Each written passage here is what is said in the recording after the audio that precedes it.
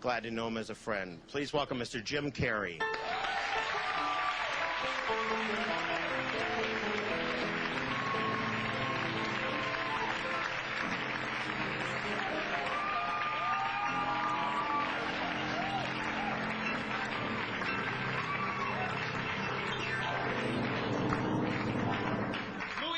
Ladies and gentlemen, let's hear it for him. Louis Anderson, come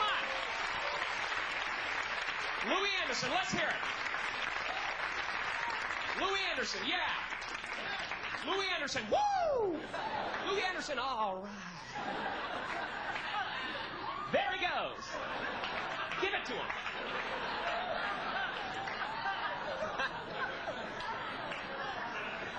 Well, ladies and gentlemen, I'm really thrilled to be here because the Comedy Store is very special to me. You know, when I was a teenager, I used to watch people like Richard Pryor and Robin Williams on television and think, I can do that. But to actually come here and meet these people is amazing, you know? I met David Letterman here, you know, for the first time. He walked in the back of the main room here. I was so excited, I just jumped up out of my seat, ran up to him. I said, David Letterman, it's a pleasure to meet you. And I'll never forget what he said to me. Apparently, I had gotten up too fast, and the blood rushed out of my head. That's all I heard before I blacked out. But I'll never forget it. I'll never forget it. And that's what this place is about. The party is here and now. Yeah. Well, okay, I'm the only one that's partying, but it's here and now, ladies and gentlemen. So I'd like to start my presentation off tonight with a little bit of a party favor. All I need is a glass of highly toxic liquid. LA tap water will be fine. It's a quick impression. You can do this at your parties when you're entertaining. I call it the Angry St. Bernard.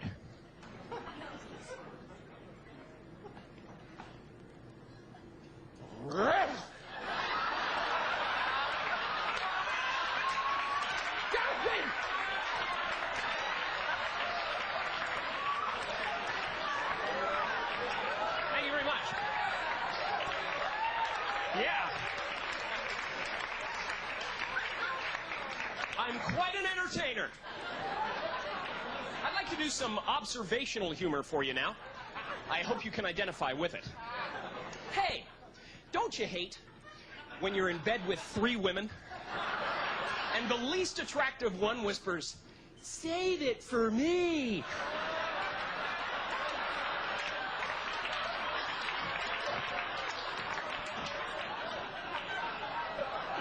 Man, that's a drag. Well, that's what my life's like. Crazy things happen to me. One time, while I was having an out-of-the-body experience, my body went to Vegas with all my credit cards. Had some kind of fling with a $500 a night hooker. But do you think I could explain that to my wife? No! Women see what they want to see.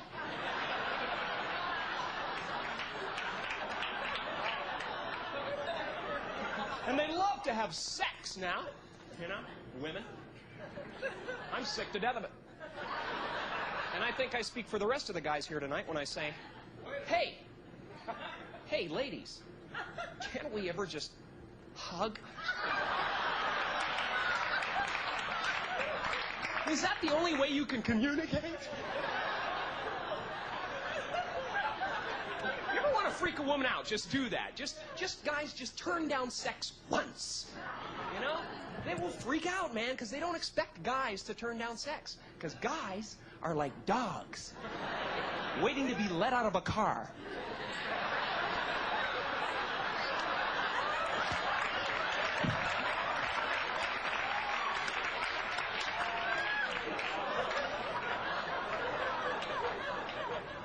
My wife bought me a Ouija board for Christmas. That's a weird gift to give your husband, isn't it? Here, honey, now you can talk to all the people in hell. All the demons. You know. But not even the Ouija board could have predicted that I'd grow up someday and be part of this. The anniversary show of the Comedy Store. Only Mitzi could.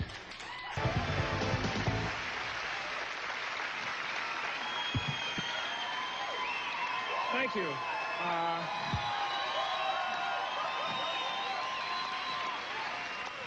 Thank you very much. That was a very nice round of applause, but somehow I'm still not satisfied.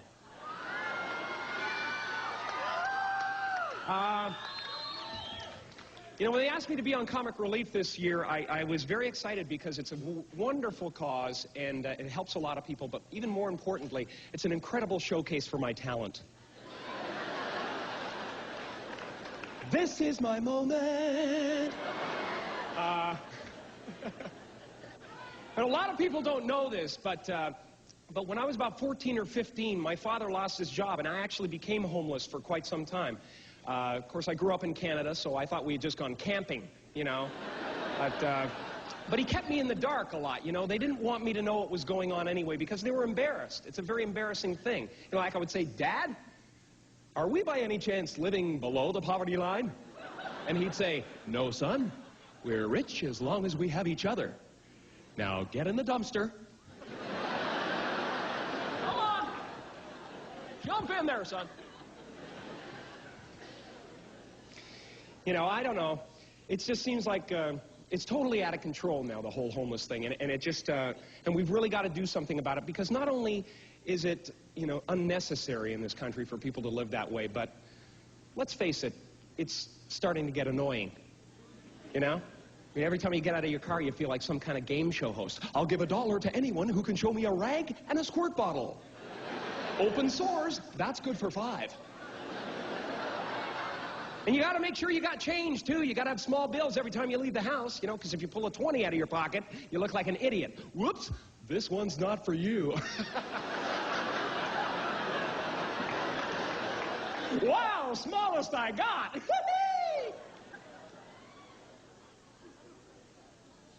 But enough of this negativity. Let's go to Sears and see what the comedian of the 90s is wearing.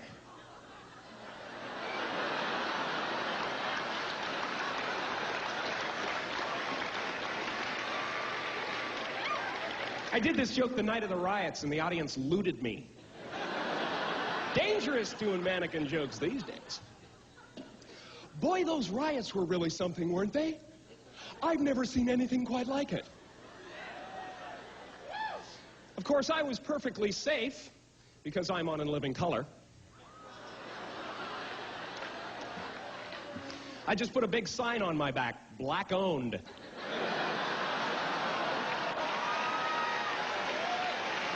I was invincible, man.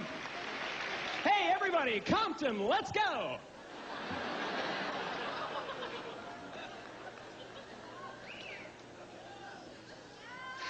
But it really was interesting to see how people react under that kind of pressure, you know?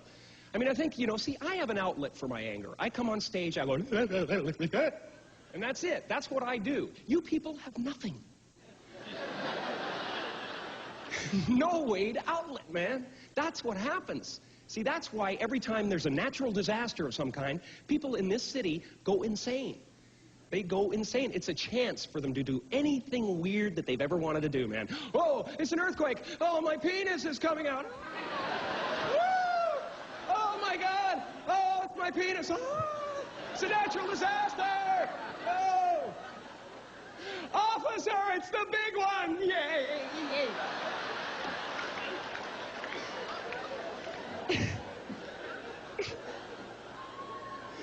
Just natural disaster. It's okay to do that. It's all right, because everybody's crazy, so you got an excuse, man. Everybody remain calm. Call 911. That's okay. It's a natural disaster.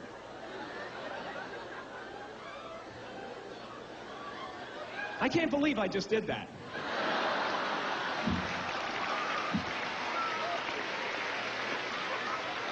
I tell you, when I was watching this whole thing go down, the whole riot thing, and even before that, I was listening to the trial every day, all day long. I was watching that stuff, and I especially enjoyed the testimony of Sergeant Stacey Coons.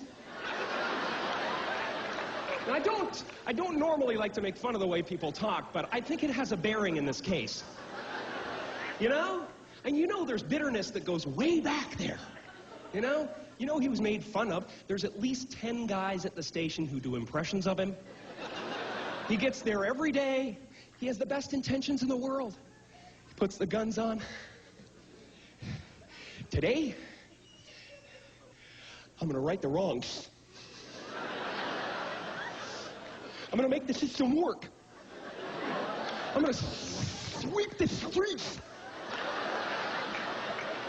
And he goes out on the beat, man. Walks by the locker room and he hears giggling. He listens closely. And he hears all the other officers inside there going, "Spread 'em! You have the right to remain silent! Use a taser!"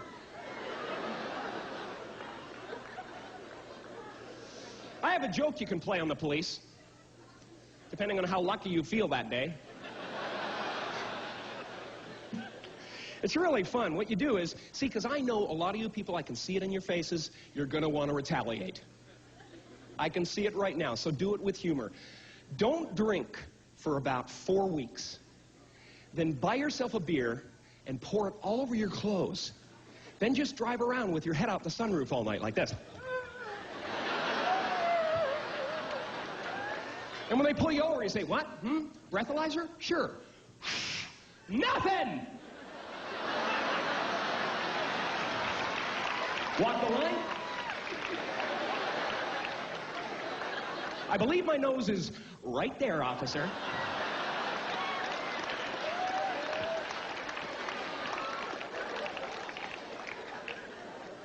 Well, they love that. They love a good joke. Yes, sir. Whenever I get pulled over, I jump right out of my car and I say, "Knock, knock."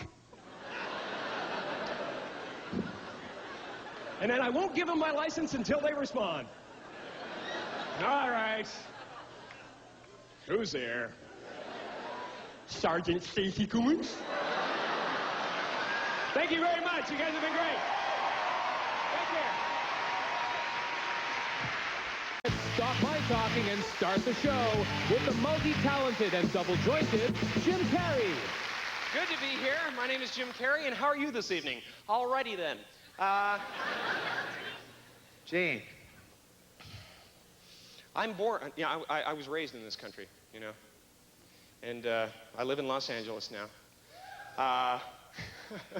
No, I do. I live in Los Angeles. It's weird, though, you know, because when you tell people in Los Angeles you grew up in Canada, they don't know what goes on up here, you know. So a lot of times you get the same answer.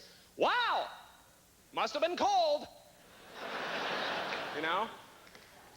And I used to get upset. I used to explain to them about the 4 different kinds of seasons we have and stuff like that. But now I find it's more fun just to go along with it. Yes, Canada. It was a frozen, hostile wasteland. And there was much work to be done if we were to survive the elements.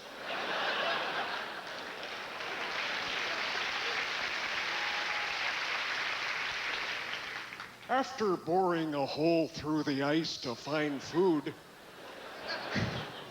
my good friend Nantuk and I would build an igloo to protect ourselves from polar bears and flying hockey pucks.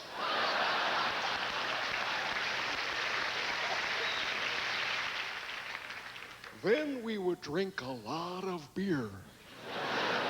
And when Nantuk was ready, he would tell me the story of the great moose, who said to the little squirrel, "Hey, Rocky, watch me pull a rabbit out of my hat."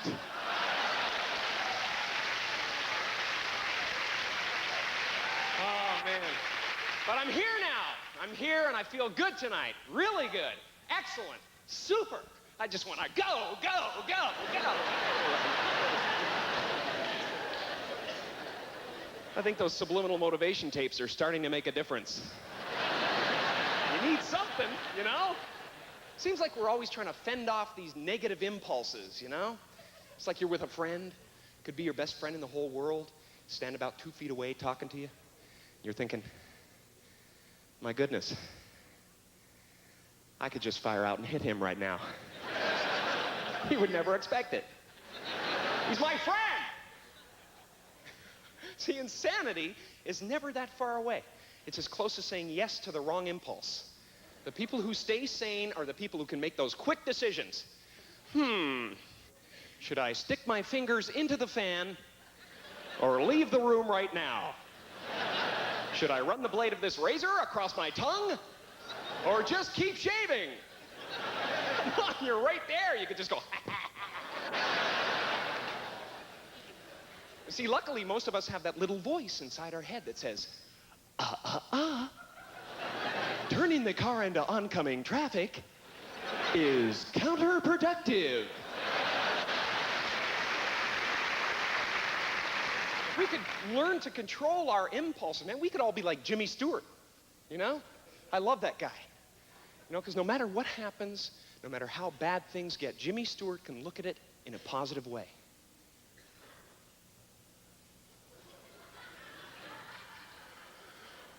Well, I guess we're going to have ourselves a nuclear holocaust. Well, hey, everybody, come on over to the window. Well, look at that mushroom cloud. Isn't that beautiful? And the amazing thing to me is that something so magnificent, so colorful could just melt your face right off. That's positive energy, you know? We got to find a way to channel these impulses in a positive way. That's why I love music, man. Anything that makes a human being want to go is okay with me. We should open up the parameters of what we listen to, though, you know? There's just so much wonderful music in the world. Like, it bothers me that the people in this country and the United States don't know about the incredible pop music coming out of the Middle East right now. I'm totally into it. I'd like to be the one to bring it to the West. Come on, clap your hands. I'll do one of the songs. Just like that. Ha. Here we go. Yeah. Ha, ha, ha.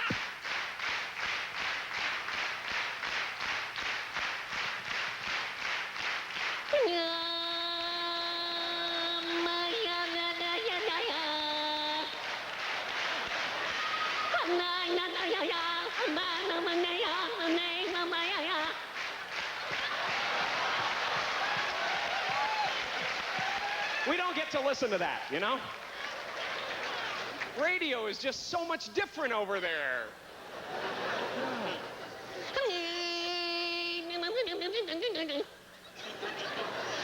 That was Hottie Bob by Cool Abdul. Coming up next on Libya Rap, DJ Jazzy Mahachnabar and the Fresh Rafsanjani. But first, a word from our hostage. They mean business!